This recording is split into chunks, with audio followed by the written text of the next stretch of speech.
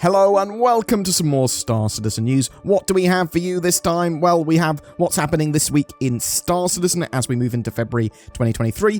We have the latest Star Citizen Alpha 3.18 updates on the PTU and some dev responses as well. So let's start with this week in Star Citizen. Cloud Imperium said, "Happy Monday, everyone," or shall we say, Moon Day. Yes, we're mad about moons this week as we celebrate the final days of the Red Festival 2953. For those that haven't yet, you can claim your collectible crowers to adorn your cockpits. Also, if you're feeling confident that your envelope collecting exploits will eclipse everyone else's, you can show them off in the currently ongoing Moons of Fortune contest and maybe even snag a cool prize. So, if people don't know, the Red Festival is on the 3.17.5 current live servers. If you log in during the Red Festival, you will be given a flare item of a red envelope that you can have on your account and then display later in the future.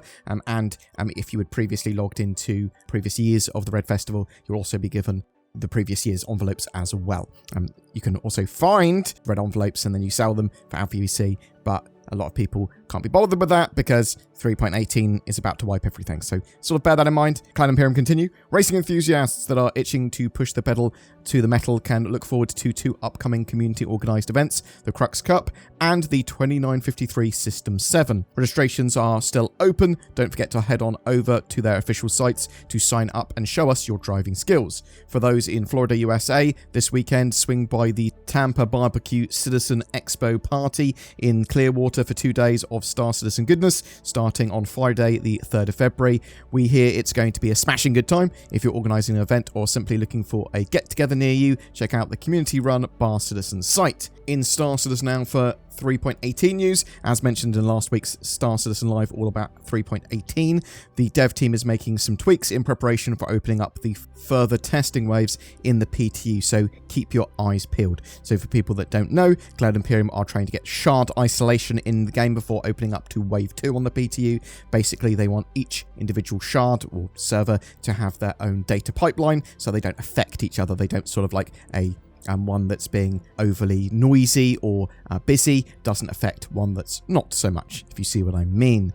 Now, let's see what's going on this week. Tuesday, Narrative Team brings us the latest Galactopedia update. So these are quite cool because they give us a lot of little bits of lore and sort of we see where Cloud Imperium are looking lore-wise, and we might learn a bit about new planets and new sort of political parties, things like that. One day as well, we should have the Galactopedia integrated to like the star map or the Mobiglass in game, so we get lots of data while playing the game rather than having to access the Galactopedia on the website. Wednesday, we'll see a publish of January's Persistent Universe monthly report and the Squadron 42 one as well, though that's sent by email rather than on the RSI website. This should give us some greater details of what Cloud Imperium have been working on over the last few weeks and what they are focused on now. Really, really excited to see that. Should give us a bit of context for what's likely to happen for the rest of the year as well. Thursday's episode of Inside Star Citizen is all about Arena Commander and updates that they plan to put into 3.19, I believe. Meet the newly formed Arena Commander feature team as they take you through some of the first exciting changes coming online later this year. So yeah, I believe it's 3.19. They're planning to get the Arena Commander updates, or at least some of them, in, and they are planning to revive the game mode, as what Cloud Imperium have said. Friday, Star Citizen Live will have members of the Mission feature team discussing their work on 3.18 and beyond. That's on the Star Citizen Twitch at 4 PM UTC. Mission feature team, that's going to be a lot of gameplay there, so it is going to be worth a watch, and if you don't watch it, well, I'll be summarising it anyway. Cloud Imperium also confirms some details of their next roadmap update, with Cloud Imperium Games' Jake Acapella saying, "Hey folks, we're planning on updating the view of Alpha 3.19 with our next roadmap publish on the 8th of February. That being said, Inside Star Citizen is covering 3.19 currently. Definitely check that out if you haven't. Obviously, we've got last week's Inside Star Citizen and this week's Inside Star Citizen. We should have some more 3.19 stuff. Star Citizen Alpha 3.18.0 on the PTU. We've got a new patch. They've abandoned lettering for the sort of patches now. It's just a new patch as of yesterday. What changes do we have here? They've reverted G-Force values back to the 3.17 model. They've added the Avenger Renegade, Saber Comet, Gladius Valiant, C8 Pisces, F7C Wildfire, Miscull A, the STV, and RSI Scorpius to the in-game shops. This, combined with the other ships recently added in the 3.18 PTU, should mean all ships, other than the Vulture and some promo ships such as the Saber Raven, are available in in-game shops that are obviously flyable. So that's absolutely fantastic. That's going to mean that so many people are going to be able to try out the ships that they want in-game without having to spend any more real money. And with the wipe that's coming with 3.18, it will give you something really to work towards. We also have some widescreen quality of life changes. Addition of some quality of life changes for widescreen monitor players. You can now much better scale horizontal FOV if resolution becomes ultra wide now, but keep your vertical FOV. They've updated FOV sliders with new values for current resolutions, and they've added new 32:9 aspect ratio in the global settings. They've completely disabled the behavior that the chat moves down when entering a ship, since it's not useful and can even be reset when resolution changes. Inventory overhaul for widescreen, with items and scaling no longer being cropped on ultra widescreen resolutions as well. Coincidentally, I actually saw a Spectrum thread with Cloud Imperium talking about multi-monitor and ultra-wide support. They said they're planning to integrate Vulcan's multi-view eventually and look at better rendering to multiple monitors as well. So, some bug fixes for the latest PTU. So, this is all stuff that's been fixed. This is one of the major blockers that we saw that's been fixed here. When flying near other ships, ships seem to hit an invisible box that kicked them into a random direction. That's been solved. Caterpillar bodies had a large vis area issue, and there were refinery decks having multiple replace me textures. Prison escape missions were lacking text on the waypoint for the data chip collection. When players entered prison naked, they left prison with prison loadouts equipped. Vehicle tires sunk into the planet's surfaces and were no longer able to move, which was not ideal. Players could sell unequipped stock vehicle components and then claim the vehicle back to then sell indefinitely and infinitely. There were various panels and doors on the 890 jump that had vis area issues. When players had a crime stat of 3 or more and then tried to pay off fines, they were still able to surrender to the fine terminal after they paid their fines. Accepting missions while in a party removed the party markers. The mission boarding action in progress could become uncompletable. The Hercules C2 had some areas of the hull that were impossible to salvage. The boss in Korea and the security post there did not spawn, even after the appropriate amount of enemies were eliminated. Retrieving a ship potentially could spawn it in the wrong pad instead of where it should be. Mercenary missions, the remaining hostile NPCs weren't spawning in. Security post Korea, the evidence room datapad wouldn't display the 0 in the door code if it was the first digit. It was weird.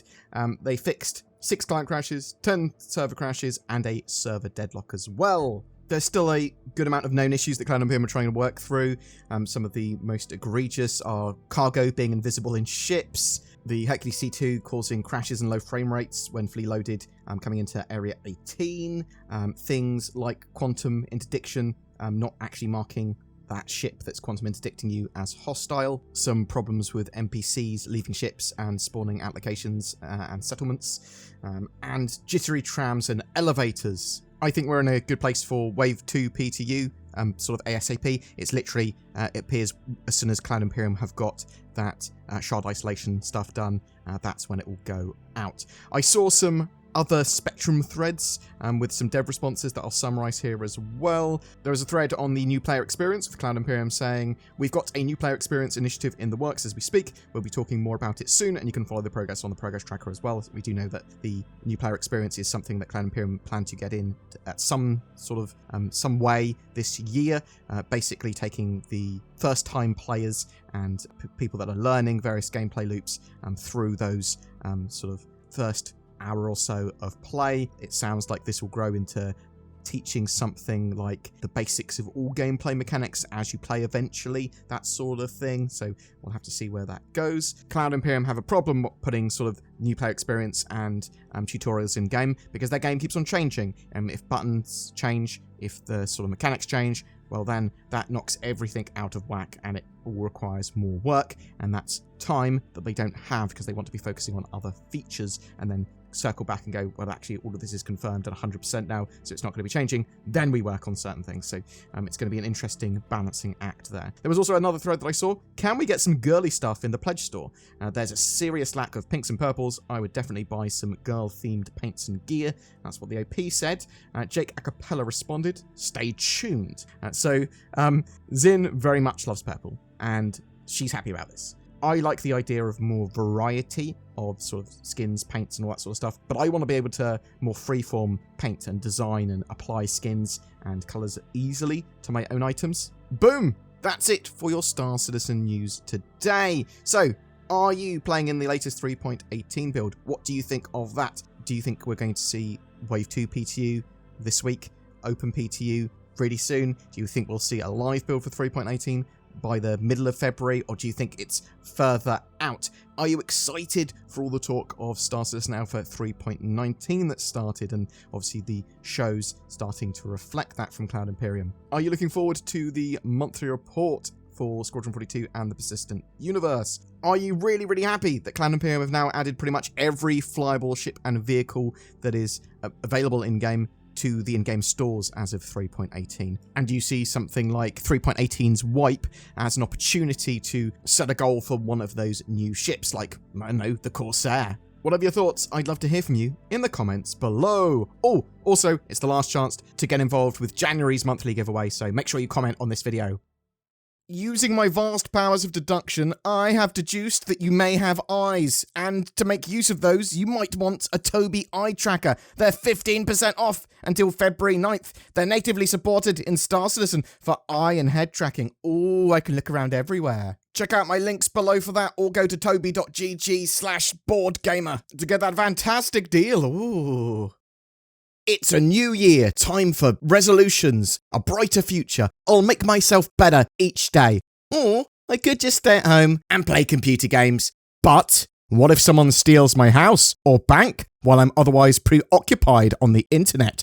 NordVPN.com/BoredGamer. It's probably the best VPN deal of 2023 already. Not only does it provide security, anonymity, and accessibility on the interwebs, but I haven't heard of anyone with NordVPN having their house stolen. Thanks, NordVPN. Now no one will know what type of degenerate anime I watch.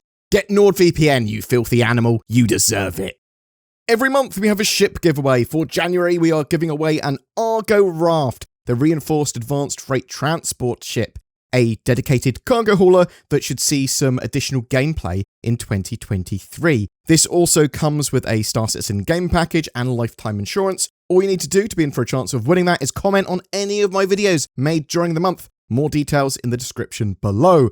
If you'd like to further support the channel, then please consider becoming a YouTube member with the join button under my videos. You could even become a Patreon. There's links below to that. But liking, subscribing, commenting goes a huge way to help the channel grow. Thanks so much for watching, and I hope to see you in the verse.